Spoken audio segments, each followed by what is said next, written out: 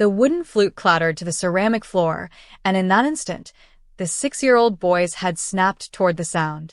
That single mistake would change their lives in ways they never expected. Alex Leone's heart stopped. His son Eli, born into a world of complete silence, a child who had never once turned toward his father's voice, never startled at thunder, never responded to any noise in his 6 years of existence, was staring directly at the fallen instrument. "Impossible," Alex whispered, his voice cracking.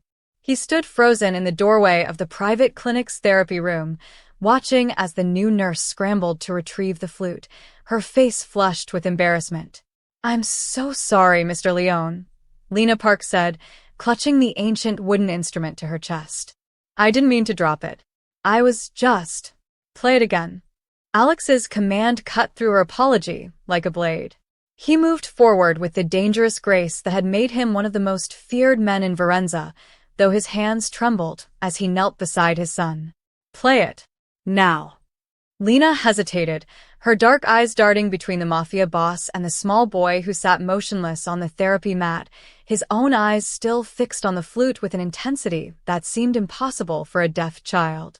She had only been working at the clinic for 3 days, hired specifically to help with Eli's sensory integration therapy, and she knew enough about Alex Leone's reputation to understand that defying him was unwise. But she also saw something in his face that transcended his fearsome exterior. Raw, desperate hope. "Please," Alex added, and the single word carried the weight of 6 years of grief, guilt, and helpless love. Lina raised the flute to her lips. The instrument was old, carved from wood so dark it was almost black, with strange symbols etched along its length that her grandfather had never explained. She had brought it to work as a calming tool for herself, never imagining it would matter to anyone else. She played a simple melody, soft and haunting, the lullaby her grandfather had taught her before he died, when she was barely older than Eli was now. Keep watching, because what happened next surprised everyone. Eli's entire body turned toward the sound. His mouth fell open, and his small hands reached out as if trying to touch something invisible in the air. A sound emerged from his throat, not words, but a vocalization, a hum that tried to match the pitch of the flute. Alex's vision blurred with tears. "Dio mio," he breathed. "He hears it. He actually hears it." Dr. Rehan Solis, who had been reviewing charts at his desk in the corner, nearly dropped his clipboard. He rushed over, his analytical mind already racing through impossible explanations. "That's not possible. Eli's auditory nerves are severely underdeveloped. Every test we've run, every specialist we've consulted, they all confirmed there's no pathway for sound to reach his brain." "Then how do you explain this?" Alex demanded, his voice rising. He grabbed the doctor's arm, his grip tight enough to bruise. "How do you explain my son turning toward that flute? How do you explain him trying to make that sound?" Lina stopped playing, and immediately Eli's face crumpled. He made a distressed noise, reaching toward her with grasping fingers. "He wants more," she said softly. "He wants to hear it again." Alex released the doctor and turned to Lina with an intensity that made her step back. "Where did you get that flute? Who made it? What is it made from?" "It was my grandfather's," Lina replied, instinctively holding the instrument closer. "He carved it himself years ago before I was born. He was half Korean, half Italian, and he used to tell me stories about the wood, that it came from a special tree that grew on an island off Sicily. A volcanic island called Ardentia." "Ardentia," Dr. Solis repeated, his brow furrowing. "I've heard of it. There are legends about that place. Old superstitions about trees that grew in volcanic soil, trees that supposedly produced wood that could capture sound in unusual ways. Echo pines, I think they were called. But I always assumed it was folklore, not fact." Alex's mind was already working, calculating, planning. He had spent 6 years pouring money into every possible treatment for Eli's deafness.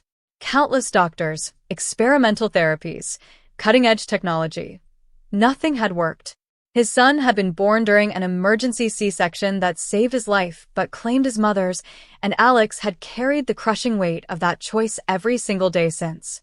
He had given the order to the surgeons, save the child, and his wife, Maria, had bled out on the operating table while Eli took his first silent breath. Here's a question that'll haunt you. If you had to choose between saving your spouse or your unborn child, which would you choose? Be honest in the comments.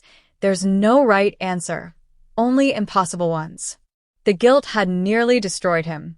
He had withdrawn from much of his family's business, leaving day-to-day operations to his underboss while he focused obsessively on finding a way to give his son the one thing he couldn't provide: sound. The ability to hear his father's voice saying, "I love you." The chance to hear his mother's name spoken with reverence. The gift of music, laughter, the ordinary cacophony of life that everyone else took for granted. And now, impossibly, this nurse with her ancient flute had accomplished in 3 minutes what 6 years of modern medicine could not. "We're going to Argentia," Alex announced. "All of us. Tomorrow. Like and subscribe if you'd travel to the ends of the earth for your child." Dr. Solis shook his head. "Alex, we need to study this phenomenon first. We need to understand what's happening before we go chasing legends on some remote island. Let me run tests on the flute, measure its acoustic properties." "While you run your tests, my son sits in silence," Alex interrupted, his voice cold. "Every day we delay is another day he can't hear. I won't accept that. Not anymore."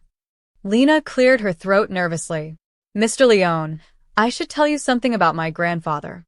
He never explained why he left Argentia, but my grandmother once told me he witnessed something there that changed him. Something that made him take a piece of the echo pine wood and swear never to return. She said the trees were protected by old laws, old beliefs.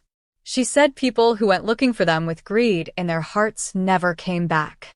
"I'm not greedy," Alex said quietly, kneeling again beside Eli and smoothing his son's dark curls with a gentleness that seemed at odds with his reputation. "I just want my son to hear my voice. That's all. That's everything." Eli reached up and touched his father's face, his small fingers tracing Alex's jawline with the careful, exploratory touch of a child who navigated the world through senses other than hearing. Alex captured his son's hand and pressed it to his lips, his eyes closing against fresh tears. "Please," he said again, looking up at Lina. "Will you come with us? Will you help me find these trees? I'll pay you anything. Anything." Lina looked down at the flute in her hands, feeling its familiar weight, remembering all the stories her grandfather had told her about the island of echoes, the singing trees, the volcanic caves where sound behaved like a living thing. She had always dismissed them as the romantic exaggerations of an old man who missed his homeland. But now, watching Eli's desperate eyes track the flute's every movement, seeing the impossible hope on Alex Leone's face, she wondered if her grandfather's stories had been warnings rather than fairy tales. "I'll come," she said finally. "But, Mr. Leone, you need to understand something. My grandfather was afraid of that island, afraid of what the echo pines represented. He told me once that the trees only gave their gifts to those who came seeking them for the right reasons. He said the forest knew the truth in people's hearts, and it punished deception." Alex stood, his full height and commanding presence reasserting itself. "Then the forest will find no deception in me. I'm a violent man, Mississippi Park. I've done terrible things to build and protect my family's empire. I don't pretend to be good. But my love for my son is the truest thing in my life. If these trees can judge hearts, they'll see that." Dr. Solis sighed, recognizing the futility of further argument. "If we're doing this, we need to be smart about it. Argentia isn't just some tourist destination. It's remote, barely populated, and if there's any truth to these legends, we'll need to navigate carefully. Let me make some calls. Reach out to colleagues who study bioacoustics and rare plant species. Maybe we can at least understand what we're looking for." "We leave tomorrow at dawn," Alex repeated firmly. "Make whatever arrangements you need. I'll handle security and transportation." He turned to Lina. "Bring that flute and anything else your grandfather left. Journals, letters, maps. Anything that might tell us where exactly these echo pines grow." Lina nodded slowly, already mentally cataloging the few belongings her grandfather had left behind. There was a leather journal, she remembered, filled with sketches and notes in a mixture of Korean, Italian, and what she'd always assumed was his own invented script. She'd tried to decipher it years ago but had given up, frustrated by the cryptic nature of his writings. Maybe now those cryptic passages would make sense. "There's one more thing," she said hesitantly. "My grandfather's journal mentions something he called the heart of the grove. He drew pictures of it, a cavern deep inside the volcanic tunnels where the oldest echo pines grew. He wrote that the sound there was different, that it resonated with something inside the human body. He was terrified of it and amazed by it at the same time." Alex's eyes glittered with fierce determination. "Then that's where we're going. To the heart of the grove." That evening, Alex sat in his study overlooking the terraced gardens of his villa, a glass of expensive whiskey untouched on the desk beside him. On the wall opposite him hung a portrait of Maria, painted just months before Eli's birth. She smiled out from the canvas with the serene confidence of a woman who had no idea her time was running out, who believed she had decades ahead to love her husband and raise her child. "I'm going to do it, Maria," Alex said softly to the portrait, as he did most nights. "I'm going to give our son the gift of sound. I'm going to let him hear me tell him about you, how brave you were, how beautiful, how much you wanted him. He'll finally hear your name spoken with all the love it deserves." A knock at the door interrupted his reverie. His underboss and oldest friend, Dante Russo, entered without waiting for permission, one of the few privileges their decades-long friendship afforded. "I heard you're planning a trip to Ardentia," Dante said without preamble, his weathered face creased with concern. "Alex, you can't be serious. Do you know who controls most of that island?" Alex's expression hardened. "The D'Amatos." "Exactly. The D'Amatos. The same family who've been trying to undermine our operations for 20 years. The same family whose soldiers you personally sent to prison after that weapons deal went sideways. You think they're going to just let you waltz onto their territory without retaliation?" "I don't care what they think," Alex said flatly. "This isn't about business. This is about Eli." Dante's face softened slightly. He had been there the night Eli was born, had held Alex back from breaking down the operating room doors, had helped him make the impossible choice between wife and child. He understood better than anyone what drove Alex's obsession. "I know it's about Eli," Dante said more gently. "But the D'Amatos won't care about that distinction. They'll see an opportunity to strike at you while you're vulnerable, distracted. At least let me send a full security detail with you." Alex shook his head. "Too conspicuous. We need to move quietly, quickly. I'll take Luca and Antonio. They're discreet and loyal. That's all." "And what exactly are you looking for on this island? Some magical tree that cures deafness?" "Alex, listen to yourself." "I saw it with my own eyes," Alex insisted, his voice rising. "Eli heard that flute, Dante. He responded to it. After 6 years of silence, my son turned toward a sound. I don't care if it's magic or science or divine intervention. It's real, and I'm going to find the source." Dante studied his friend for a long moment, then sighed in resignation. "Then I'm coming with you. You'll need someone watching your back, and I don't trust anyone else to do it properly." Alex felt a rush of gratitude. "Thank you, my friend." "Don't thank me yet," Dante muttered. "We're probably all going to end up dead or cursed or both." But even as he said it, both men knew there was no real choice. For a man like Alex Leone, who had built his power on unwavering determination and the willingness to do whatever was necessary to protect his family, turning back now was impossible. His son had heard a sound, a single, impossible sound, and that was enough to make Alex believe in miracles. Or, at least, enough to make him willing to chase them to the ends of the earth. The flight to Sicily the next morning was tense and quiet. Eli sat beside Lina, his small hand clutching hers as the private jet cut through clouds toward their destination. Every so often, Lina would raise the flute and play a few soft notes, and each time, Eli's face would light up with wonder, his head tilting as if trying to capture every vibration of sound.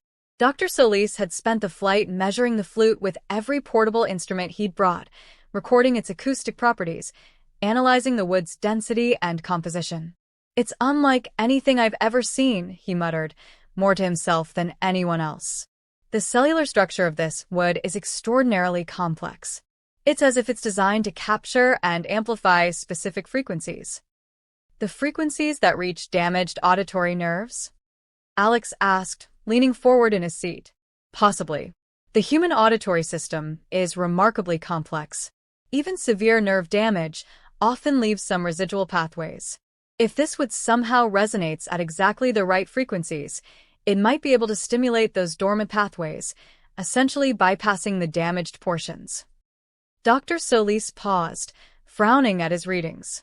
But that should be impossible to achieve naturally. The precision required would be extraordinary. Maybe it's not natural, Lina said quietly. Everyone turned to look at her. My grandfather's journal talks about the volcanic activity on Ardentia. He wrote that the echo pines only grew in areas where the geothermal activity was most intense, where the ground itself hummed with constant, low-frequency vibrations. He theorized that generations of exposure to those vibrations had altered the trees at a fundamental level, that they had evolved to absorb and channel sound in ways no other wood could. Evolutionary adaptation to acoustic environments, Dr. Solis breathed.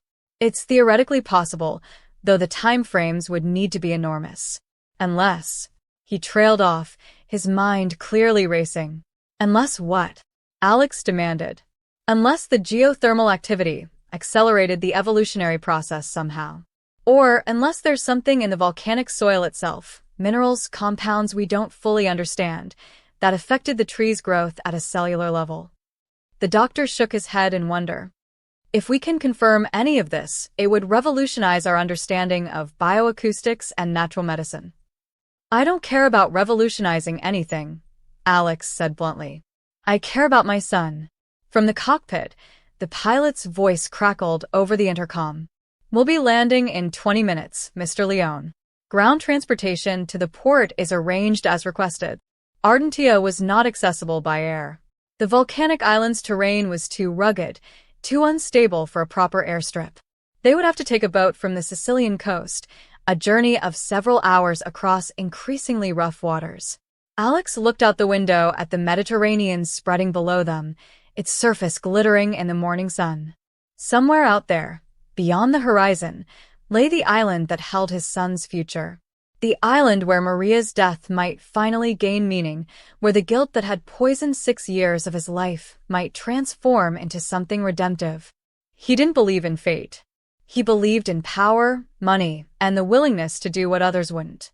But as Eli's small giggle floated through the cabin in response to another note from Lina's flute, Alex allowed himself to believe in one more thing: hope. The boat ride to Ardentia was rough, the vessel pitching and rolling through waves that grew increasingly aggressive as they left the shelter of the Sicilian coast. Eli clung to Lina, his face pale with seasickness, while Alex stood at the bow with Dante, both men scanning the horizon for their first glimpse of the island. It appeared gradually, emerging from the mist like something from a dream or a nightmare. Ardentia rose from the sea in jagged volcanic peaks, its slopes dark with vegetation that seemed to absorb rather than reflect light.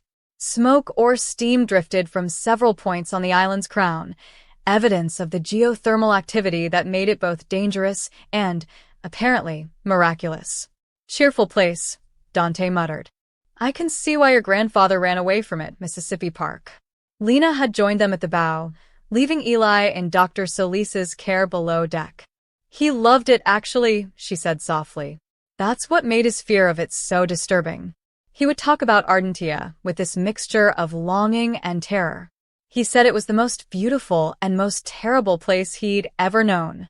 As they drew closer, the small port town became visible, a scattering of buildings clinging to the island's rocky shore, connected by steep, winding paths. A few fishing boats bobbed in the harbor, but otherwise, the place seemed almost deserted.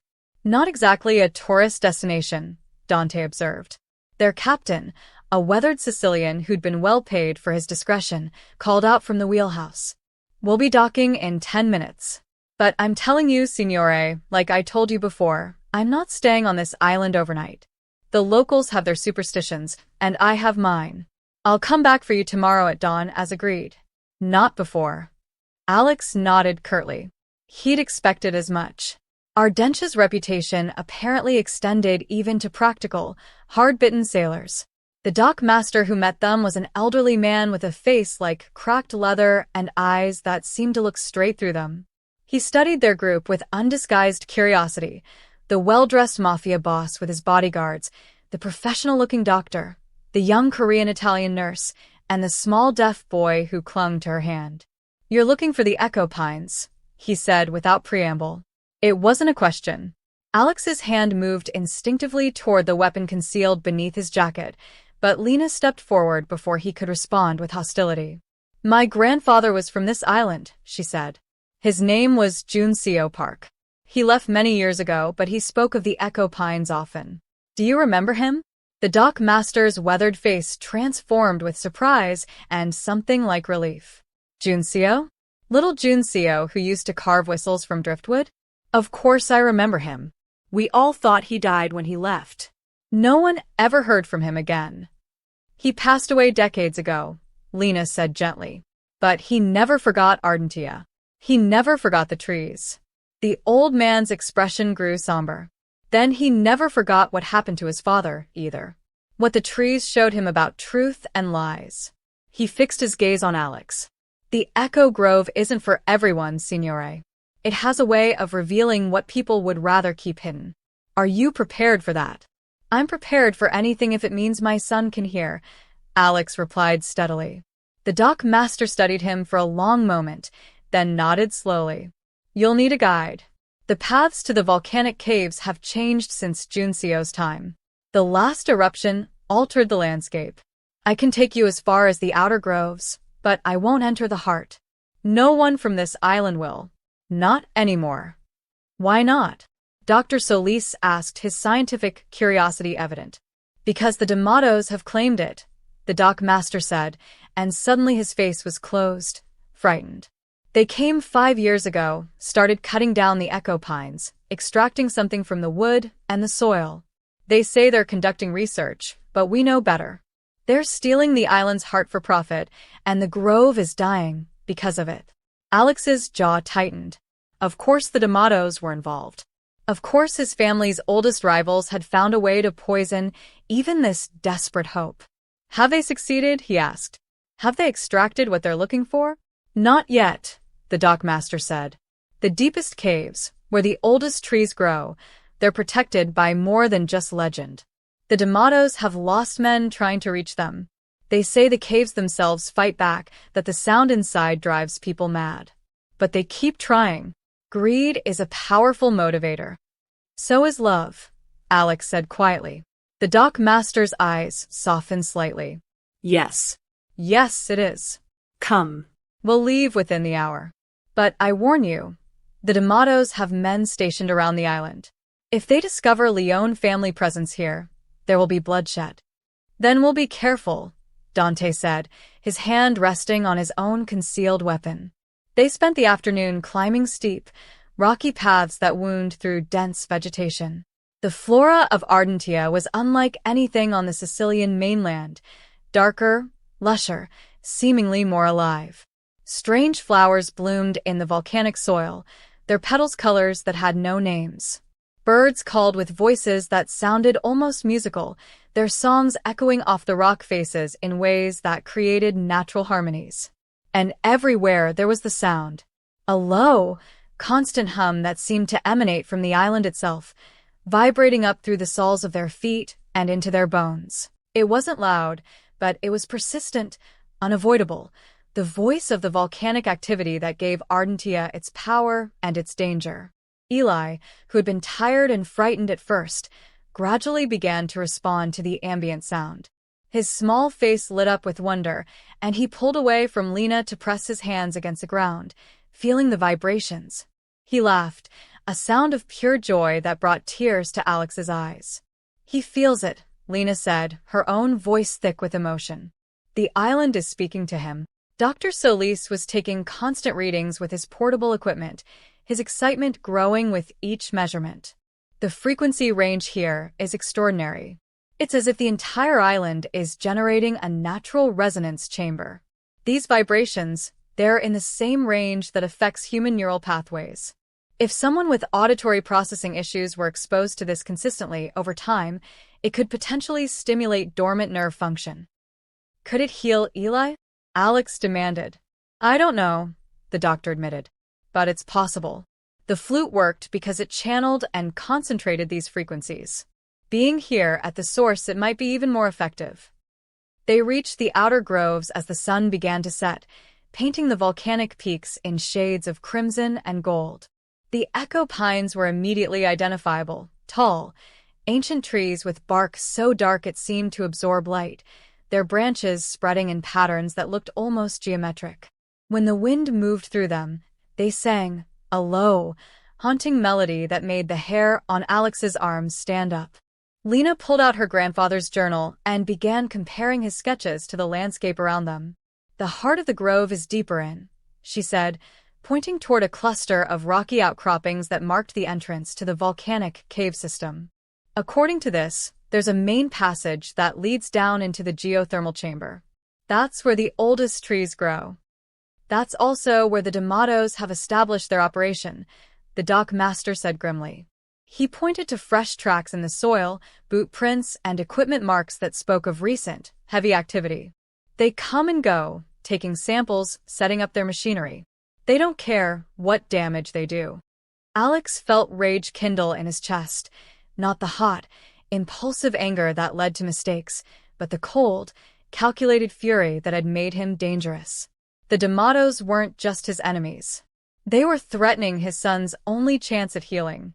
We go in tonight, he decided. Under cover of darkness. Dante, Luca, Antonio, weapons ready, but we avoid confrontation if possible. This isn't about settling old scores. It's about reaching those trees. The dock master shook his head. I've taken you as far as I will. The rest is up to you. But remember what I said, the grove knows truth from lies. If you go in there with deception in your heart, it will know. He looked directly at Alex. Even good intentions can hide dark truths, signore. Be certain you know your own heart before you enter. With that cryptic warning, the old man turned and began the long walk back toward the port, leaving Alex's group alone at the edge of the Echo Grove as night fell around them. They waited until full dark before attempting the cave entrance. Dr. Solis distributed flashlights, though the ambient glow from bioluminescent moss made them almost unnecessary. The caves were alive with light, soft, pulsing greens and blues that seemed to breathe with the rhythm of the island's geothermal heartbeat.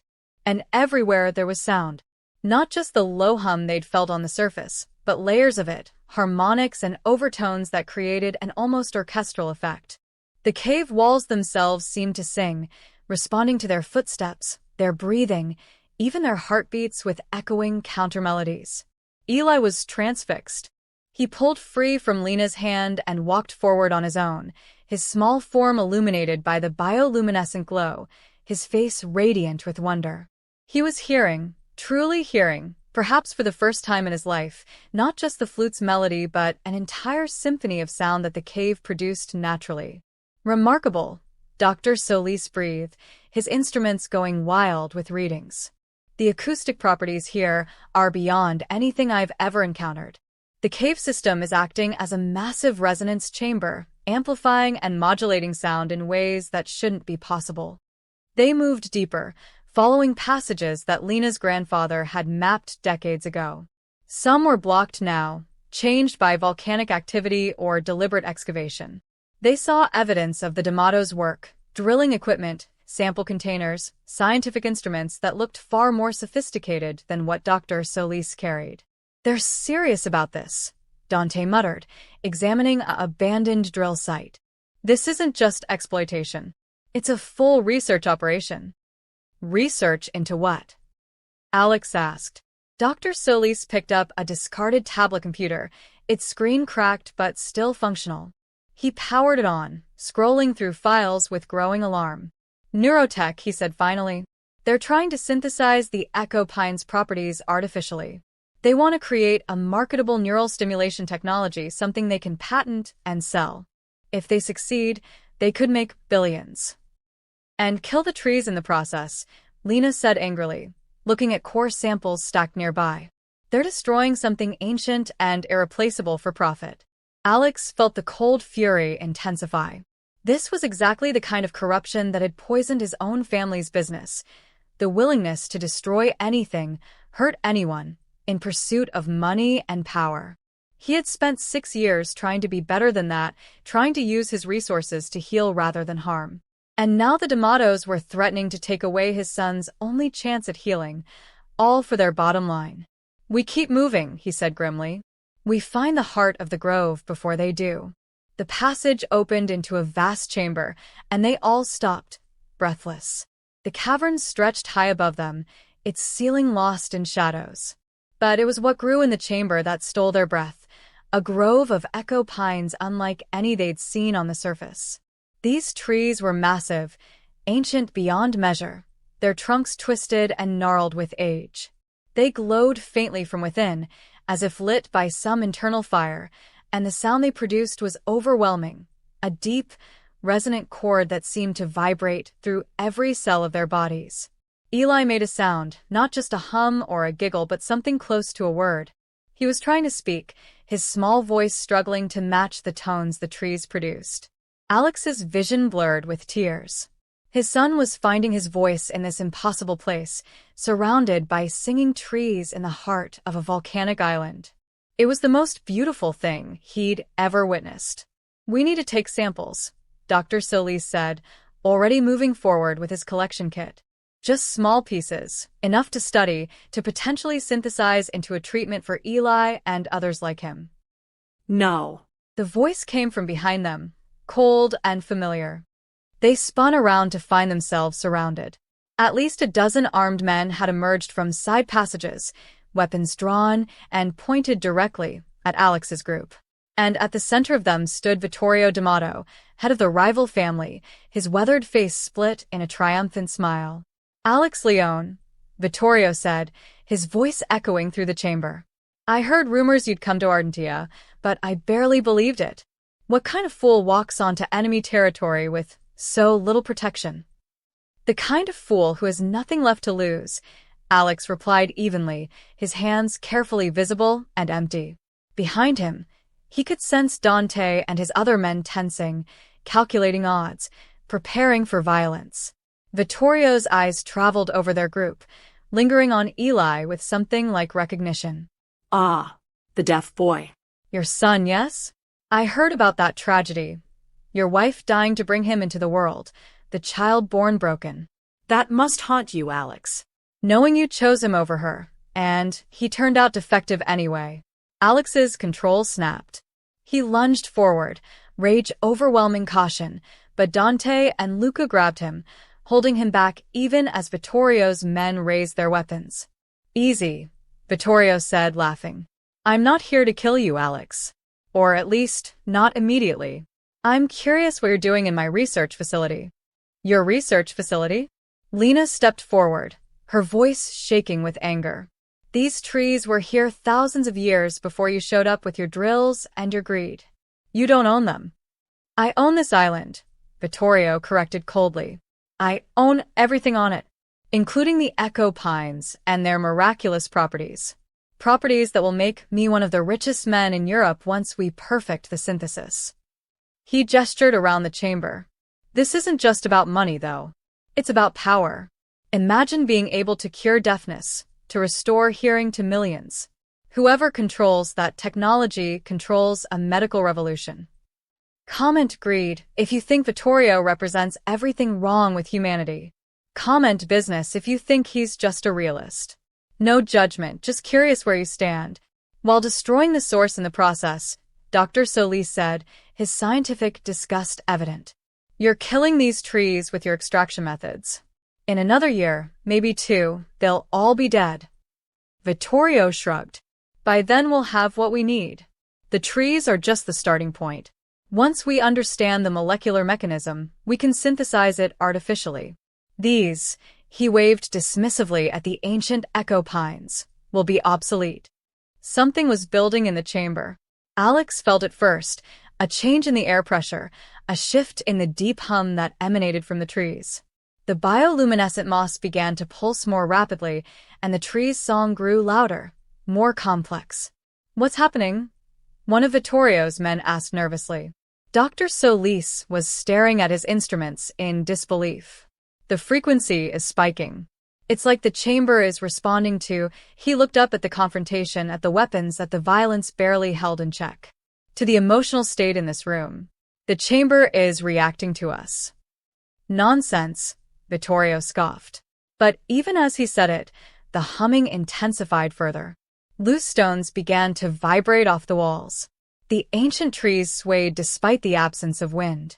Eli pulled free from Lina and walked toward the center of the grove, seemingly oblivious to the danger. His small voice rose, trying to match the tree's song, and incredibly, the massive chamber began to echo him, amplifying his child's voice until it filled the space with haunting beauty. "The boy," one of Vittorio's men whispered, his weapon wavering. "He's doing something to the trees." "He's not doing anything," Lina said, her own voice filled with awe. "The trees are responding to him, to his innocence, his truth. Don't you see? The dock master was right. The grove knows truth from lies. It knows why we're here." Vittorio's face darkened. "Superstitious nonsense." He raised his weapon, pointing it directly at Alex. "You've become weak, Leone. Chasing fairy tales and magic trees for your broken son. It's pathetic." "Maybe," Alex said quietly, his eyes never leaving Vittorio's. "But I'd rather be pathetic and love my son than be whatever you've become. So consumed by greed you destroy something miraculous just to profit from it." The chamber's hum became a roar. The walls themselves seemed to vibrate, and suddenly Dr. Solis shouted a warning. "Get down. The resonance is becoming unstable." A shockwave of sound erupted from the ancient trees, not loud but impossibly powerful, a pressure wave that knocked everyone off their feet. Weapons clattered to the ground. Men cried out in pain or fear. And in the chaos, the chamber began to collapse. Not catastrophically but selectively. The passages Vittorio's men had drilled, the supports they'd installed, the equipment they'd brought, all of it began to fail simultaneously, as if the cave itself was rejecting their presence. Rock fell, machinery sparked and died, and the D'Amato's careful excavation work crumbled. "Retreat!" Vittorio screamed to his men. "Everyone out!" They fled, scrambling back toward their entry passages, leaving Alex's group alone in the still vibrating chamber. "We need to leave too," Dante said urgently, helping Alex to his feet. The whole cave system could be collapsing. But Alex was looking at Eli, who stood calmly in the center of the grove, his small hand pressed against the trunk of the largest echo pine. The tree was glowing brighter now, its internal light pulsing in rhythm with the boy's heartbeat, and the chaos around them seemed to bend away from that single point of connection. "Wait," Alex breathed. "Look at him." Eli's lips were moving, forming shapes he'd never been able to make before. Sound was coming from his throat, not just random vocalizations but syllables, the building blocks of language. His face was serene, peaceful, as if the tree was communicating directly with something deep inside him. Dr. Solis was transfixed, his instruments forgotten. The resonance frequency, it's synchronizing with his neural patterns. The tree is essentially performing a kind of acoustic therapy, stimulating the underdeveloped pathways in his auditory cortex. This is impossible, but it's happening." Lina moved forward carefully, pulling out her grandfather's flute. "The dock master said the grove knows truth. Maybe that's what this is. The trees recognizing Eli's truth, his innocence. He came here without greed, without deception. He just wants to hear." She raised the flute to her lips and began to play, the same lullaby she'd played that first day in the clinic. The ancient echo pines responded, their deep tones weaving around the flute's melody, creating harmonies that seemed to exist in more dimensions than sound should occupy. And Eli turned toward her. Tears were streaming down his small face, but he was smiling, the brightest, most joyful smile Alex had ever seen. The boy's lips moved, and a single word emerged, clear and perfect and impossible. "Music." Alex's knees buckled. He sank to the cave floor, overwhelmed by the sound of his son's voice, the voice he'd never thought he'd hear, speaking a word that meant beauty and joy and everything the world had denied this child for 6 silent years. "Eli," Alex choked out. "Eli, can you hear me?" The boy turned toward his father, and his smile widened. "Papa," he said, the words slightly slurred but unmistakable. "Papa, I hear you." Alex crossed the distance between them in 3 strides, sweeping his son into his arms and holding him so tightly it was a wonder the child could breathe. Sobs racked his body, 6 years of grief and guilt and desperate hope finally released in the presence of this miracle. "I hear you, Papa," Eli repeated, his small arms wrapping around his father's neck. "The trees taught me. They showed me how to hear." The chamber was stabilizing. The violent shaking had subsided into that deep, constant hum they'd first experienced, as if the grove had made its point and was now content to simply exist.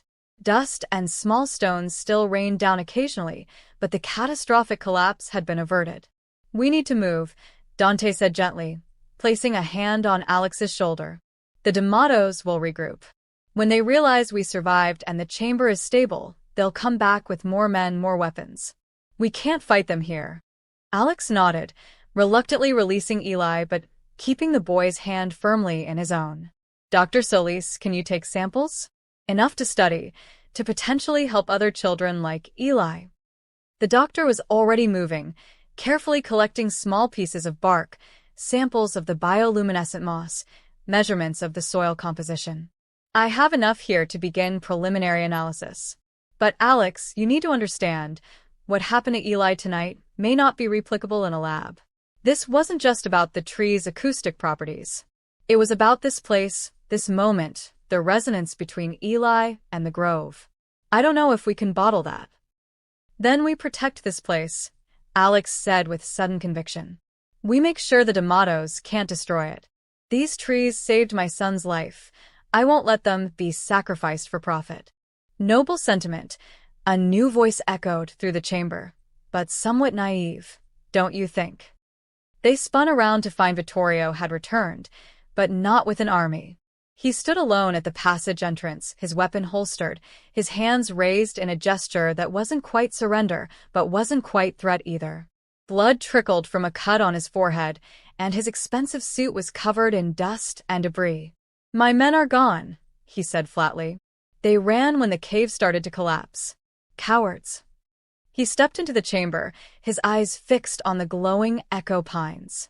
"But I stayed, because I had to see if it was real, if these trees actually did what the legends claimed." "And?" Alex asked warily, shifting to place himself between Vittorio and Eli. "And I watched your son speak," Vittorio said, something strange in his voice, not quite admiration, not quite envy, but close to both.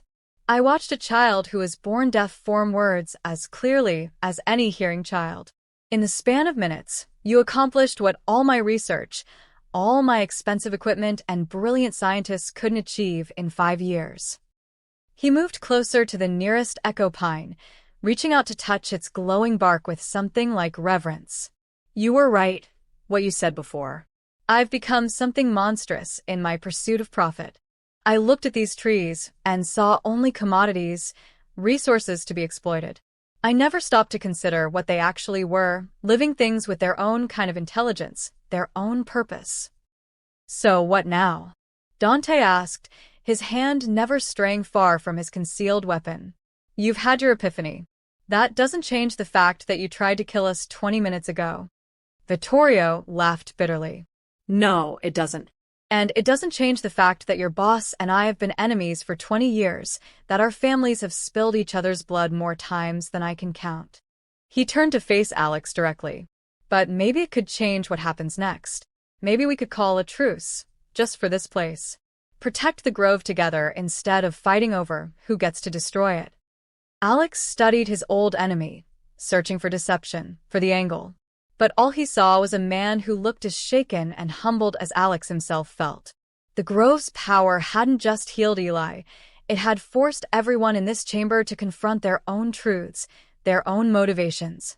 "I don't trust you," Alex said bluntly. "I wouldn't trust me either," Vittorio admitted. But I'm not asking for trust. I'm proposing a practical arrangement. You want to protect these trees because they saved your son. I want to protect them because, he paused, struggling with words that clearly didn't come easily. Because I saw something tonight that I can't explain. Something that made me realize there are forces in this world more important than money or power or family vendettas. Before Alex could respond, the ground trembled, not from the grove's acoustic power this time, but from genuine seismic activity. The volcanic rumble was deeper, more ominous than anything they'd felt before. The island is waking up, Lina said, her grandfather's journal open in her hands. He wrote about this, how the echo pines were most active during periods of volcanic instability. The trees and the volcano are connected somehow, part of the same system. Dr. Solis was frantically checking his instruments. The geothermal activity is spiking dramatically. If this continues, we could be looking at an eruption. Then we need to leave, Dante said urgently. All of us. Right now. But the grove, Lina started. The grove has survived eruptions before, Alex interrupted, making the hardest decision of the night. It survived for thousands of years before we came. It will survive after we leave. Come on. They ran, all of them, even Vittorio, racing through the collapsing cave system as the island shook itself awake. Behind them, the ancient echo pines sang their haunting chorus, their tones mixing with the volcanic rumble to create a sound like the earth itself was breathing. They burst out into the night air just as a plume of smoke and ash erupted from the volcanic peak. The ground heaved beneath their feet, sending them stumbling down the rocky slope toward the relative safety of the lower elevations. Eli clung to Alex's back, his small voice calling out observations with the wonder of a child experiencing sound for the first time.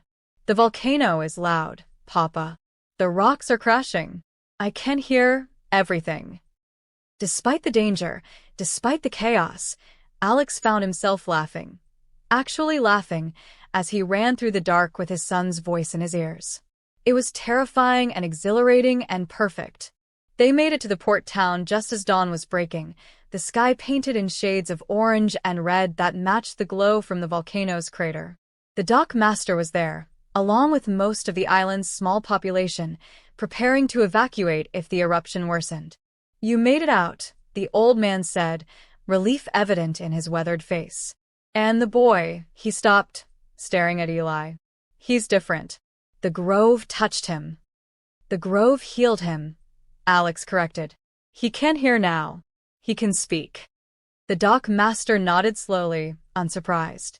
Junsio's son spoke of such things. The echo pines give gifts to those who approach them with truth. But they also take payment. His eyes moved to Vittorio, who stood apart from the group, watching the volcanic smoke rise. Did they take payment from him? I don't know, Alex admitted. But something changed in there. Something changed in all of us. Their charter boat arrived as promised, the captain visibly relieved to find them alive. We need to leave now, he insisted. The volcano could blow at any moment. I won't risk my vessel staying longer. As they boarded, Vittorio approached Alex one last time. My offer stands, he said quietly. A truce, limited to protecting the grove. I have resources, political connections that could help preserve this island, prevent others from exploiting it the way I tried to. Let me do this. Let me make amends for what I almost destroyed. Alex looked at the man who had been his enemy for 2 decades, weighing trust against pragmatism. Finally, he nodded once, curtly. Send your proposals to my lawyers. We'll discuss terms. But Vittorio, if you betray this, if you try to exploit the grove again, our vendetta will seem like a friendly disagreement compared to what I'll do. Vittorio smiled grimly. I believe you. He extended his hand. After a long moment, Alex shook it. The boat pulled away from Ardentia as the sun rose fully, painting the volcanic island in gold and crimson. Behind them, the echo pine's song could still be heard, carried on the wind across the water, a reminder of miracles and truths revealed. The flight back to Varenza felt different than the journey out. Where before there had been desperate hope tinged with fear, now there was something like peace, fragile and new, but real. Eli sat between Alex and Lina, speaking constantly now that he had a voice to use. His words were simple, often imperfectly formed, but each one was a gift. He talked about the trees, the music, the way sound felt in his chest and his ears. He talked about missing his mother, even though he'd never known her, because now he could understand the stories his father told about her. "Will I be able to hear forever?" Eli asked at one point, his dark eyes searching his father's face with worry. "Or will the magic stop working?" Dr. Solis, who had been documenting every aspect of Eli's transformation, looked up from his notes. "The changes to your neural pathways appear to be permanent," he said gently. "The grove didn't just temporarily stimulate your auditory nerves, it seems to have fundamentally restructured them. You'll need therapy to continue developing your hearing and language skills, but yes, Eli, the hearing should last forever."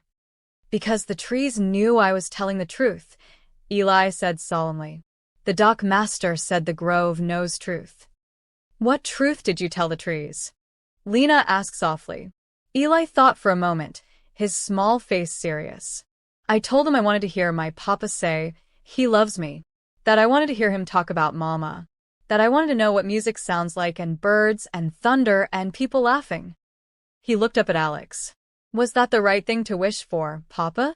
Alex pulled his son close, his throat too tight for words. After a moment, he managed, "It was the most right thing in the world, my son. And I do love you. More than anything. More than life itself." "I can hear it in your voice," Eli whispered. "The love. It sounds like the trees singing." They arrived back at the villa to find it transformed. Dante had called ahead, and the staff had prepared a celebration, not the loud, ostentatious party that might have marked other occasions, but something softer, more meaningful. Musicians played gentle melodies in the garden. Eli's therapists and teachers were there, crying openly at the sight of him running toward them, calling their names with his new voice. In the days that followed, Alex began the complex work of reorganizing his priorities. He transferred more of the family's business operations to Dante, focusing instead on establishing what he'd promised to himself in the Echo Grove Chamber, a foundation dedicated to protecting Ardentia and helping other children with sensory disabilities. Dr. Solis threw himself into studying the samples they'd collected, collaborating with specialists in bioacoustics, neurology, and rare plant species. His preliminary findings suggested that while the echo pine's properties couldn't be fully replicated in a laboratory, they could potentially be used to create new therapeutic approaches, gentler, more holistic methods of treating auditory processing disorders. "We're not trying to bottle the magic," he explained to Alex one afternoon in his laboratory. "We're trying to understand the principles behind it so we can develop treatments that work with the body's natural healing processes rather than against them. It's a paradigm shift in how we think about disability and treatment." Vittorio, true to his unexpected word, used his political connections to lobby for Ardentia's designation as a protected natural heritage site. It was a slow process, complicated by competing interests and bureaucratic inertia, but gradually, the island's status began to change. The D'Amato family's extraction operations were shut down. Scientists and conservationists were granted controlled access to study the echo pines without harming them. The volcanic eruption that had seemed so threatening never fully materialized. Instead, the island settled back into its usual pattern of low-level geothermal activity, the echo pines continuing their ancient song in the heart of the mountain. 3 months after their journey to Ardentia, Lina officially became part of Alex's household, not as hired help, but as family. She and her own young son, Jay, moved into the villa, and the two boys became inseparable. Eli taught Jay about sound, describing every noise with the passionate detail of someone who had discovered a new world. Jay taught Eli about patience and quiet observation, skills he developed over years of being raised by a single mother who worked multiple jobs. "You've built something remarkable here," Dante observed one evening, watching the children play in the garden while Alex and Lina supervised from the terrace. "A real family, not just the bloodline kind. A family built on something better." Alex nodded, feeling a contentment he'd never thought possible after Maria's death. "The grove taught me that," he said quietly. It showed me that truth and love are more powerful than any amount of money or force. That's not something I learned in this life. I had to have my son healed by magical trees in a volcanic cave to understand it. Better late than never, Dante said with a smile. The first anniversary of Eli's healing fell on a cool autumn day, and Alex organized a small gathering at the Foundation's newly opened rehabilitation center, a state-of-the-art facility that combined cutting-edge medical technology with therapeutic approaches inspired by what they'd learned at Ardentia. The center featured music therapy rooms, sensory integration spaces, and even a meditation garden where recordings of the Echo Pines songs played continuously. Children with various sensory challenges attended the center, receiving treatments that honored both science and the inexplicable. Dr. Solis led the medical team, but Lina directed the therapeutic programming, using her grandfather's knowledge of the Echo Pines to develop new approaches to healing. The anniversary celebration featured a small recital. Eli, now 7 and speaking with increasing fluency, stood before the gathered crowd with a wooden flute in his hands, a new one, carved by a master craftsman from a single branch of Echo Pine wood that had fallen naturally during their time in the grove. "This is for my mama," Eli announced, his clear voice carrying through the room without hesitation. "Papa says she loved music. I want her to hear this, wherever she is." He played the lullaby Lina had first performed for him, the melody that had changed everything. The notes were sometimes hesitant, occasionally imperfect, but filled with such emotion that there wasn't a dry eye in the room. Alex stood at the back, Lina beside him, her hand in his, a connection that had grown gradually from professional respect to deep friendship to something more. When the music ended, she looked up at him and whispered, "You gave your son his voice. Maria would be so proud." "We gave him his voice," Alex corrected. "All of us, you, the doctors, the grove itself. It took a village and a miracle." "Most worthwhile things do," Lina replied. That night, after the guests had left and the children were asleep, Alex stood in his study before Maria's portrait, as he did most nights. But now, the ritual felt different, less like penance and more like gratitude. "I kept my promise," he said softly to the painted eyes that had watched him through 6 years of grief. "Our son can hear. He speaks your name with reverence. He plays music in your memory. The choice I made, the choice to save him instead of you, it still breaks my heart. But I've learned to carry that break differently now. Not as punishment, but as proof of how much I loved you. How much I still love you." He paused, gathering his thoughts. "I think I'm going to ask Lina to marry me. Not to replace you. No one could ever replace you. But to build something new with, something that honors what you and I had by creating more love in the world, not less. I think you'd understand that. I think you'd approve." The portrait, of course, didn't answer. But in the distance, drifting through the open window, Alex heard the faint sound of music, a recording of the Echo Pines song from the center's meditation garden, or perhaps just the wind in the trees, or perhaps something more mysterious and meaningful than either. He chose to believe it was Maria's answer. A whisper of approval from beyond the grave, carried on sound waves that connected the living and the dead, the past and the future, grief and healing. 2 years later, Alex stood once again on the docks of Ardentia, but this time the circumstances were entirely different. He came now as a partner in the island's preservation, as a benefactor to its small community, as someone who had earned the right to walk the paths to the Echo Grove without fear or secrecy. Lina walked beside him, his wife now, her belly swollen with their first child together. Eli and Jay ran ahead, their boyish laughter echoing off the rocks, 2 brothers not by blood but by choice, as inseparable as Alex and Dante had once been. The dock master, now in his 80s and increasingly frail, greeted them warmly. "Come back to pay respects?" he asked. "Come back to say thank you," Alex corrected. "And to show the children, all the children, where miracles come from." They made the familiar climb to the outer groves, moving slowly to accommodate Lina's pregnancy and the dock master's age. The island was unchanged, eternal, still volcanic, still wild, still singing its low song of stone and fire and ancient wood. But the echo pines themselves were thriving in ways they hadn't before. With the D'Amato's destructive extraction operations shut down and proper conservation measures in place, the trees had begun to propagate. Young saplings grew among the ancient giants, evidence that the grove was healing, expanding, ensuring its own future. When they reached the heart of the grove, the vast chamber where Eli had first found his voice, Alex felt the familiar hum of the place resonate through his bones. It was like coming home to a place he'd never known he belonged. Eli approached the same ancient echo pine he'd touched 2 years ago, pressing his palm against its glowing bark with reverence. "Hello," he said softly. "I came back to say thank you. Thank you for teaching me to hear, for giving me words, for letting me tell my papa that I love him." The tree seemed to respond, its internal light pulsing in a rhythm that matched the boy's heartbeat. And then, impossibly, other sounds joined the grove's song, sounds that shouldn't have been possible. Dr. Solis, who had accompanied them on this pilgrimage, stared at his instruments in disbelief. The acoustic patterns are changing. It's as if the grove is responding specifically to Eli's presence, modulating its frequencies to match his neural signature. "The bond," Lina breathed. "The grove bonded with him when it healed him. They're connected now."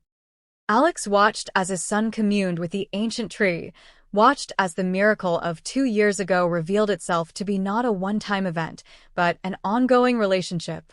Eli would always carry the grove with him, and the grove would always recognize Eli as one of its own, a child it had chosen to heal, to protect, to love. "Will my brother hear too?" Jay asked suddenly, pointing at Lina's pregnant belly. "Will the baby be able to hear?" "Your brother or sister will hear perfectly," Lina assured him, ruffling his dark hair.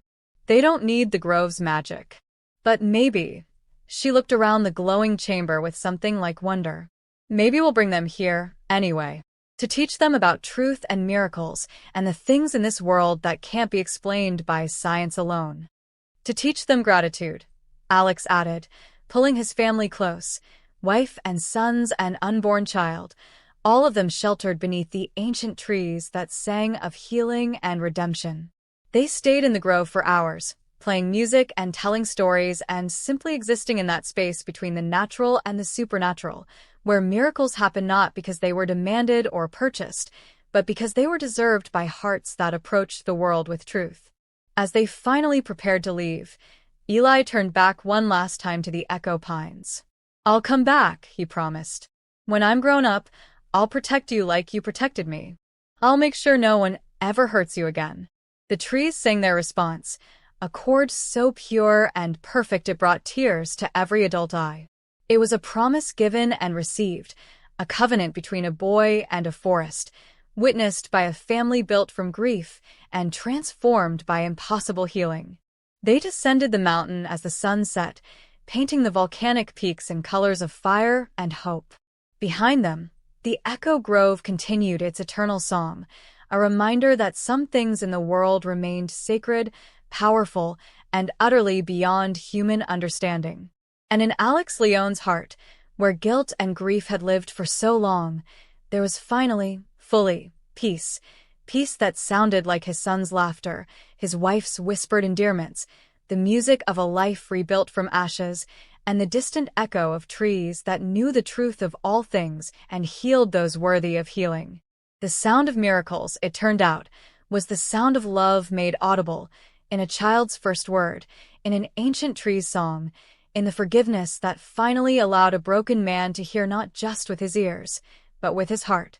And that sound would echo through generations, long after everyone who had witnessed the miracle had passed into memory, long after the volcanic island itself had changed shape and form, long after the last echo pine had fallen and seeded the next generation of singing trees.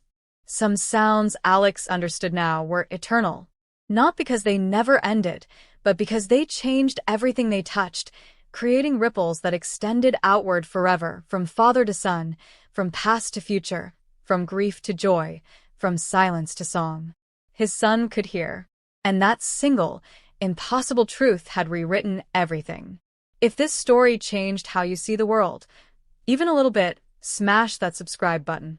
We tell stories that make you feel something, stories that matter. And honestly, we're just getting started.